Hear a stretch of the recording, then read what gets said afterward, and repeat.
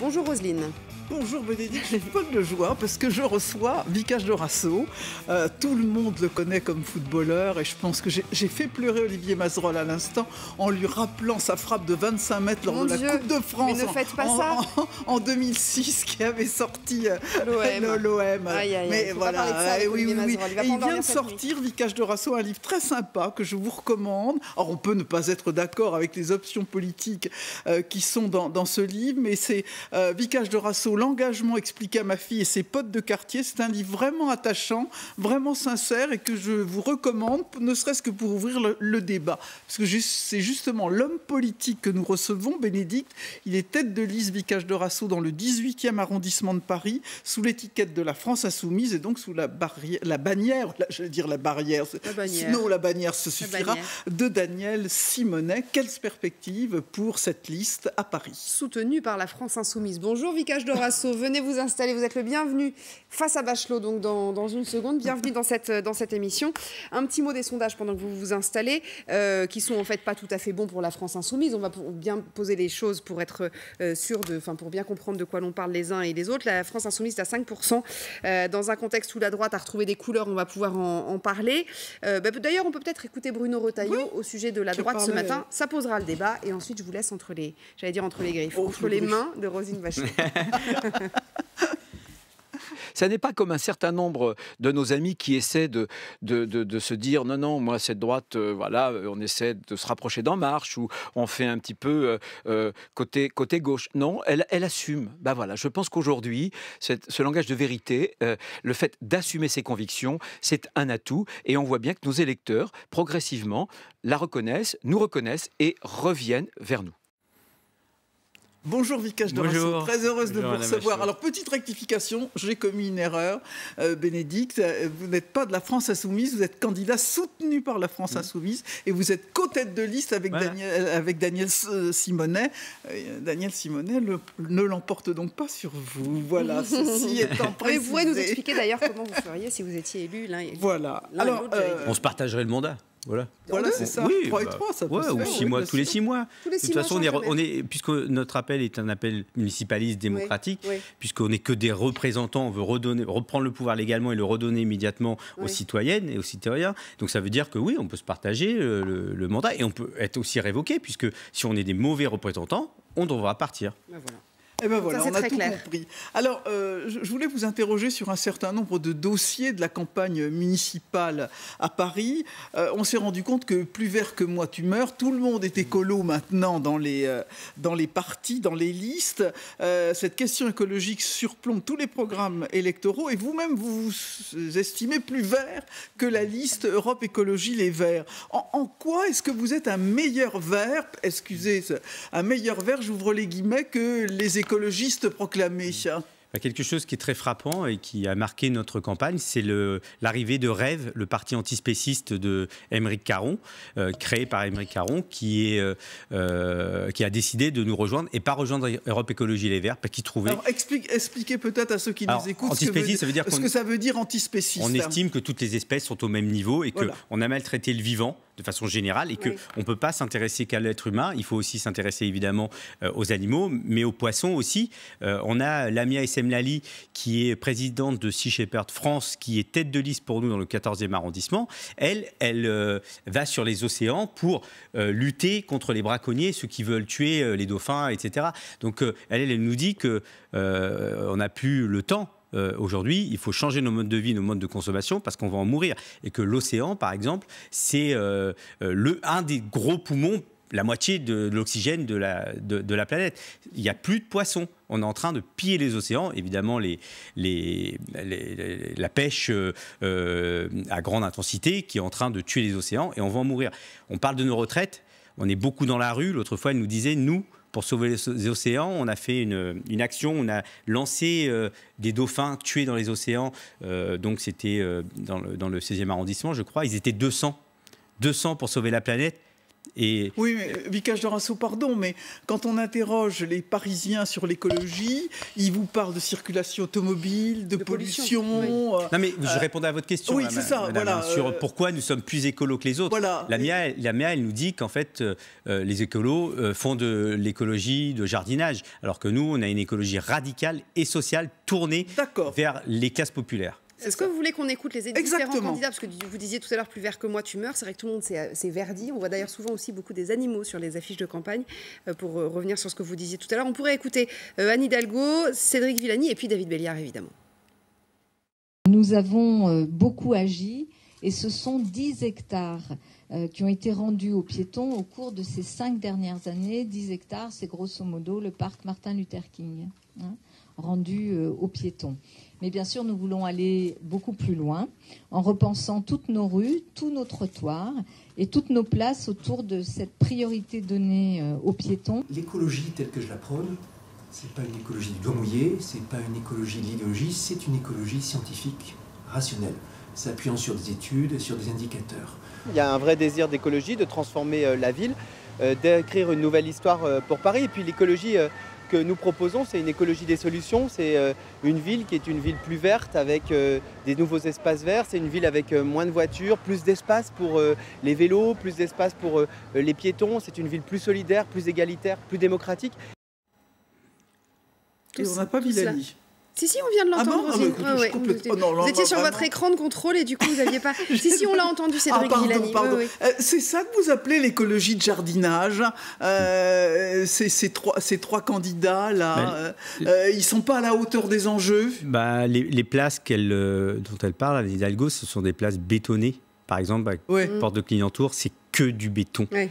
C'est rendu aux piétons, c'est vrai que... C'est rendu aux piétons, mais on bétonne. Voitures, oui, comme à Bastille. En fait, il faudrait quand même penser à mettre de la verdure partout, pas que des arbres par-ci, par-là. C'est pas ça, de l'écologie radicale, parce que c'est ce qu'on veut, nous. Dans le 18e arrondissement, Madame Hidalgo, donc le maire actuel, bétonne. Il y a des endroits où on peut faire des parcs, des espaces verts.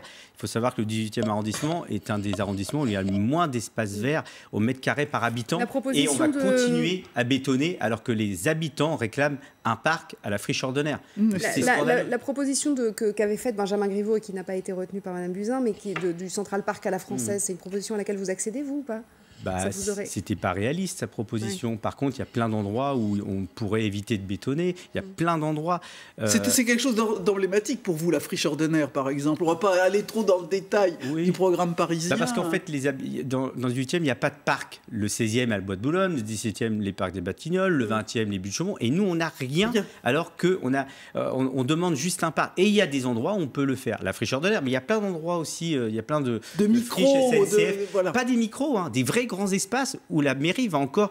elle a lancé sa campagne à la Porte de la Chapelle, Madame Hidalgo. Elle a fait des prises aériennes du projet qui va arriver. En fait, c'est les toits qui sont végétalisés. Et on bétonne. On bétonne en dessous. On bétonne, alors qu'en fait, on pourrait là faire des parcs. Et quand on bétonne, c'est pas pour les gens qui habitent déjà là sur place. C'est pour faire venir une nouvelle population qui va faire monter le prix de l'immobilier, qui va habiter. Alors, on va reparler de l'immobilier d'ailleurs. Le deuxième sujet qui vient vraiment tout à fait en tête des préoccupations des Parisiens sont les questions de sécurité. Vous voulez qu'on écoute ou pas? Oui, alors on va faire ça, on va commencer par ça. On va les écouter, puis comme ça vous nous donnerez votre avis. Toujours Madame Hidalgo et Madame Dati également et Monsieur Belliard. Écoutez. La sécurité est ma priorité. J'ai déjà annoncé des mesures fortes, vous les connaissez. Une police municipale armée. Ce que je souhaite, c'est remettre de l'humain dans nos rues, remettre de l'humain dans nos quartiers, avec une brigade de sécurité et de tranquillité publique, qui est une brigade non armée. Nous déploierons bien sûr une police municipale parisienne exemplaire et paritaire de 5000 agents. Ils seront équipés pour se défendre, mais n'auront pas d'armes létales. Alors, vous êtes complètement opposé à une police municipale, si j'ai bien compris votre programme, Vikash Dorasso. Oui. Je suis contre la police municipale, oui. Déjà, alors formons déjà la police qui est là, actuelle, pour qu'elle soit bienveillante, qu'elle soit au service des gens dans les quartiers, notamment, où c'est difficile. L'autre fois, je parlais avec un jeune de quartier, qui est un jeune rappeur, Junior Bendo, qui a 19 ans, et je lui dis, c'est quoi ton problème? Il m'a dit, c'est la police. On se fait contrôler tout le temps. Tout le temps. Alors qu'on est la jeunesse de ce quartier, on ne pose pas de problème. On n'a pas le droit de se rassembler en bas d'un immeuble parce que pense tout de suite qu'on est dangereux. Donc moi, évidemment, je suis contre cette police municipale. Je pense qu'il faut réinvestir l'espace public, refaire en sorte que les gens sortent dans la rue. Les gardiens d'immeubles, c'est important. On fait du porte-à-porte. Les gens nous disent tout de suite, avant, il y avait des gardiens dans l'immeuble. On connaissait nos voisins, donc on se sentait bien. Et puis, moi, j'aime bien aussi parler de mon histoire personnelle. Je viens d'un quartier qui s'appelle Cocrioville, au Havre. Je viens d'une cité HLM. Tout allait bien. C'était un quartier magnifique, incroyable. La vie était super. Et puis, le chômage est arrivé. Et ça a cassé tout le lien social. Très vite, la minuterie ne marchait plus, l'ascenseur ne marchait plus, la propreté ne passait plus, le deal a commencé. Tout ça parce qu'en fait, il n'y avait plus de travail. En fait, il faut répondre à des problèmes sociaux par des mesures sociales. Et ça, c'est très important. Moi, je ne crois qu'à ça. Donc, réinvestissons l'espace public, des banques publiques, des artisans, des commerces, parce qu'il y a plein d'endroits dans les quartiers où c'est désert, où il n'y a plus de vie. Donc, évidemment, l'espace public devient dangereux. La délinquance, c'est pas forcément qu'un problème social. Oui, c'est un peu angélique. Non, c'est réaliste, puisque je vous raconte mon histoire. Oui, bien sûr. Elle est réaliste, c'est celle-là. Et quand Junior Bendo me dit qu'il se fait contrôler en permanence, alors que c'est un petit jeune du quartier, c'est une réalité. Ouais. C'est une réalité. Mais face aux grands trafiquants, il faudra bien cogner quand même un peu. Jusqu'à présent, je m'excuse, mais on les frappe pas, ceux-là. Non, mais ça fait des décennies qu'en fait, on va plus vers la dérive sécuritaire, donc c'est-à-dire plus de police, plus de police. Et sans succès. Sans succès. Donc ça veut bien dire qu'on s'est trompé de moyens d'action. C'est peut-être à nous de faire les choses ensemble et de croire qu'en fait, on peut avoir confiance les uns envers les autres. La thématique de l'immobilier, peut-être. Oui, c'est très important. On va regarder le prix moyen du mètre carré, si vous voulez. À Paris, prix moyen au mètre carré, voilà, on est à plus de 11 000 € du mètre carré. Avec des pointes évidemment dans certains quartiers, avec des conséquences, départ massif, 11 000 personnes qui partent et quittent Paris tous les ans, et 3 000, en moyenne ces dernières années, 3 000 enfants en moins dans les écoles, donc une sorte de déperdition de la substance populaire de Paris. Alors, c'est vraiment votre cheval de bataille. 60 000 logements sociaux au cours du mandat. Comment vous allez faire, justement, pour construire des logements sociaux alors que vous-même vous dites on bétonne Paris, c'est par la réquisition? Alors, déjà, au-delà de la construction, on peut réquisitionner, donc ça c'est possible. Il y a, par exemple, dans le 18e arrondissement, 17 000 logements vacants. Voilà, nous, on fait des actions, on va repérer et cibler et montrer que, voilà, ici, à cet endroit, il y a un appartement qui n'est pas loué. Il y a 3 500 personnes dans les rues, des SDF. Il y a 17 000 logements vacants. Il suffit de les réquisitionner, de les forcer les propriétaires à les remettre en location ou en vente, et hop, on peut loger les gens.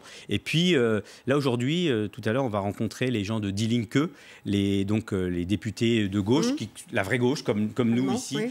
Et eux, ils ont déjà avancé fortement. Ils ont fait passer l'encadrement des loyers à Berlin. Donc, si on prend souvent l'exemple de l'Allemagne, et là, c'est le cas. Et là, il faut le faire. Et donc là, ce qu'ils font, c'est très bien. Ils ont réindexé le prix du loyer sur 2013, donc à la baisse. Et maintenant, on force les propriétaires à louer à ce niveau de prix. Et ça marche, et ça fonctionne. Et puis, ils ont même forcé aussi les propriétaires... L'étalement urbain n'est pas tout à fait le même à Berlin qu'à Paris. En tout cas, ça marche, ils le font. Et c'est des députés, ça a été voté récemment. Et aussi, ça a été voté récemment, les propriétaires sont obligés d'annoncer le prix maximum de location. Donc, ça veut dire que si le locataire paye trop cher son loyer, il est obligé de revenir au prix juste.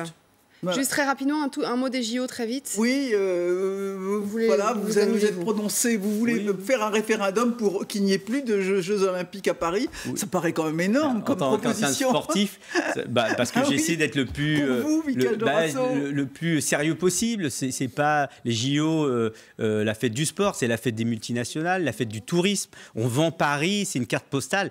Moi, j'estime que nous ne sommes pas des clients, nous les Parisiens, nous sommes des habitants de Paris, et on avait le droit d'être consultés déjà, et puis il faudrait aussi penser à penser la ville pour nous avant de la penser pour les gens qui y viennent. Alors, je vais donner la parole à Pascal dans une seconde. Je voudrais juste citer les autres candidats, puisque vous êtes c'est la règle, vous le savez, donc qu'on va voir dérouler sur cet écran pour les municipales à Paris. Est-ce qu'ils arrivent? Ils n'arrivent pas. Bon, alors moi, je vais les donner, mais je ne les saurais peut-être pas tous. Madame Buzyn, Madame Dati, Anne Hidalgo, David Béliard, Daniel Simonet et vous, Cédric Villani, Monsieur Federbusch, Marcel Campion, que vous recevrez demain, ma chère Roselyne, Christophe Bercani de Paris Citoyen, et je crois que c'est tout. Bon, voilà. Bonjour Pascal. Bonjour. J'ai pris un peu de temps du coup. Le titre de la liste. Oui. Décidons Paris. Décidons Paris. Voilà, avec Daniel Simonet.